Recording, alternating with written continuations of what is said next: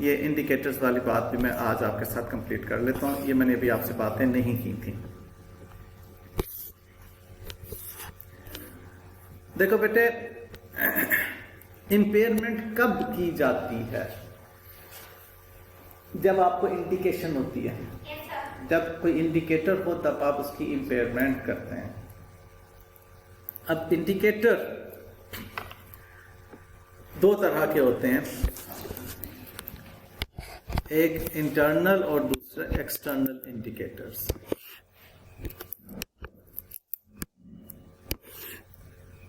Internal indicators and external indicators. Internal indicator का मतलब क्या होता है? निशानी। क्या आपको कोई निशानी मिल रही है कि जी हमारा एसेट इम्पेयर हो गया है? क्योंकि एसेट को जैसे जैसे आप इस्तेमाल करते हैं, आपने एस्टिमेट किया होता है कि डेप्रिसिएट होगा, डेप्रिसिएट लेस करते तो कैरिंग अमाउंट आ जाती है। इम्पेयरमेंट का तो कोई अंदाजा नहीं लगाया जाता ना कभी भी, लेकिन इम्पेयरमेंट जब इंटरनल या एक्सटर्नल निशानी कोई नजर आएगी तो हम फौरन कहेंगे कि यार इम्पेयरमेंट टेस्ट करो। क्या करो? टेस्ट करो। You should go for a test either the asset has been impaired or not. वो निशानियां कौन सी हैं? आपकी इंटरनल निशानियों में ये तीन निशानियां हैं। यहां तो कोई एक्सीडेंट हो गया एसेट का, एसेट डैमेज हो गया जिसकी वजह से हमें लगा कि जी बस अब तो इसके पैसे रिकवर नहीं होंगे। देखो ना, हम रिकवरेबिलिटी की इंडिकेशन असल में देख रहे हैं ना। रिकवरेबल,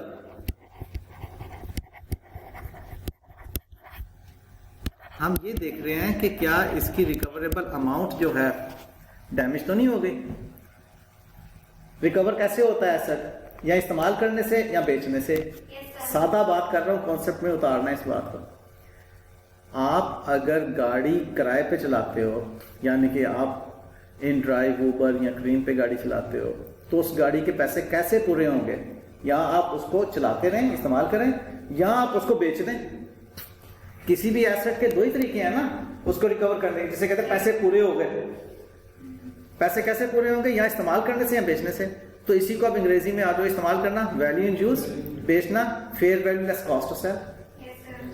इन्हीं दो तरीकों से पैसे पूरे होंगे ना। अब क्या इंटरनल इंडिकेटर हैं जो कह रहे हैं कि नहीं भाई पैसे पूरे नहीं होंगे? लो परफॉर्मेंस।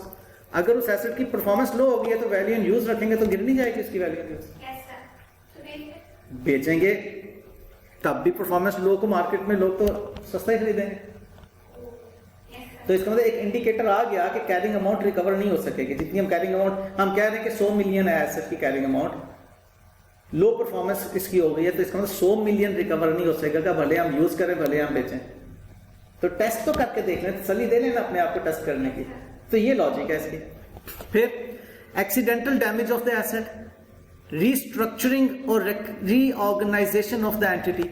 हमने एंटिटी को रीस्ट्रक्चर किया या रीऑर्गेनाइज किया, जिसके अंदर हमने देखा कि जी ये लग रहा है कि जब ये एसेट्स जो है ना, ये पता नहीं हमें बैलेंस, हमें जो इनकी कैरिंग अमाउंट है हमें वो बैलेंस रिकवर हो भी सकेगा कि नहीं। रीस्ट्रक्चरिंग कहते हैं हमने स्कोप चेंज कर दिया। जैसे फॉर एग्जांपल मैं आपको एक सादा सा एग्जांपल दूंगा से कि एक हॉस्पिटल है, वो हॉस्पिटल में आपको मालूम है बेशुमार कमरे हैं। वो देख रहा है कि जी वो उस इलाके में हॉस्पिटल नहीं चल रहा।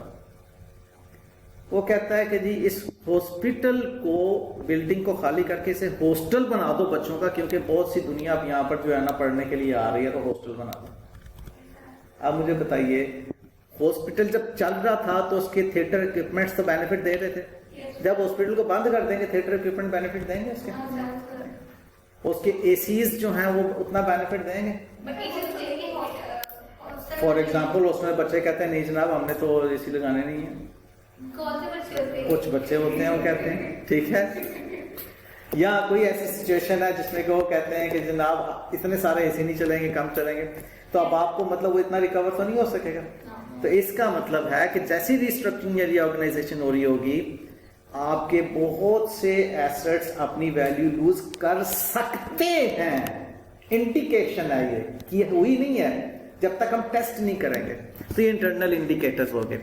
इसी तर्ज पे हम एक्सटर्नल इंडिकेटर्स देखते हैं। एक्सटर्नल इंडिकेटर्स में पहले दो जो हैं वो थोड़ा सा आसानी से समझ आने वाले हैं, दूसरे दो जो है वो आपको पूरी तस्वीर कशी करनी पड़ेगी, तब समझ आएगी बात। तवज्जो में रहिएगा, एंजॉय करेंगे।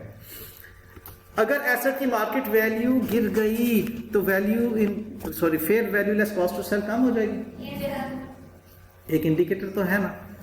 Decrease in the demand of the product, जो प्रोडक्ट आप बनाकर बेच रहे हैं, फर्ज कर लें आपकी फैक्ट्री है, स्वेटर आप बनाकर बेच रहे हैं,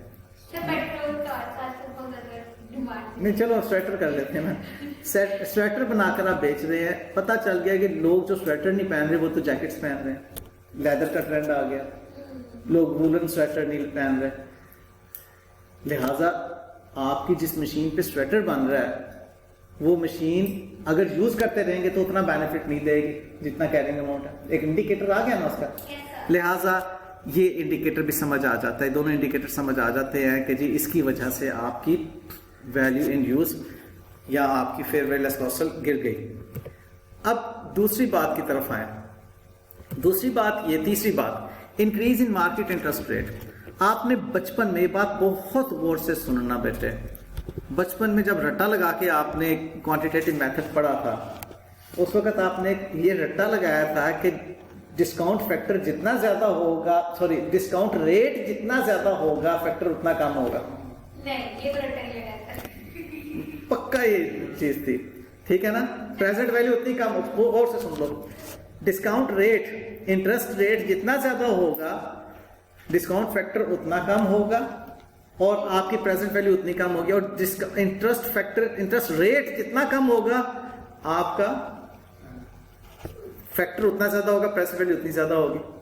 ठीक है, इस चीज को आपने वर्कआउट किया था। अगर नहीं समझ आ रही बात तो मैं आपको यहाँ पर वर्कआउट करके जल्दी से आप मुझे इसकी बता दें वर्किंग। वो क्या बनेगी, आप 1 divided by 1 plus I raise to power 2 करें और 1 डिवाइडेड बाय 1 प्लस आई 0.2 करके रेज टू पावर 2 करें। इसका फैक्टर आएगा 0.826 आएगा और इसका क्या आएगा 0.7 या 0.69। ठीक है, तो आपने क्या देखा कि ये 20%, ये 10% पे है। आपका इंटरेस्ट रेट जब बढ़ गया तो आपकी प्रेजेंट वैल्यू कम हो गई, तो ये प्रेजेंट वैल्यू इन यूज है ना बेटे जी। तो इन मार्केट रेट अगर बढ़ जाएगा तो वैल्यू इन यूज कम होने का खदशा हो गया। ठीक है, तो एक इंडिकेटर है ना, लिहाजा इम्पेयरमेंट टेस्ट करें। रूल समझ आ गई इस बात की? Yes sir. शाबाश। अब दूसरी बात जो है वो ये है, यहाँ पर मैंने लिखी हुई है, तवज्जो में इसको देख लीजिएगा कि आपके assets minus liabilities equal to owners equity बचपन में पढ़ा था। आपके नेट एसेट्स होते हैं आपकी ओनर्स इक्विटी 80 रुपए की। अगर मार्केट में ये ओनर्स इक्विटी की वैल्यू फॉल कर गई है, ओनर्स इक्विटी 80 से गिर के 30 की रह गई मार्केट वैल्यू, ये तो बेटे बुक वैल्यू,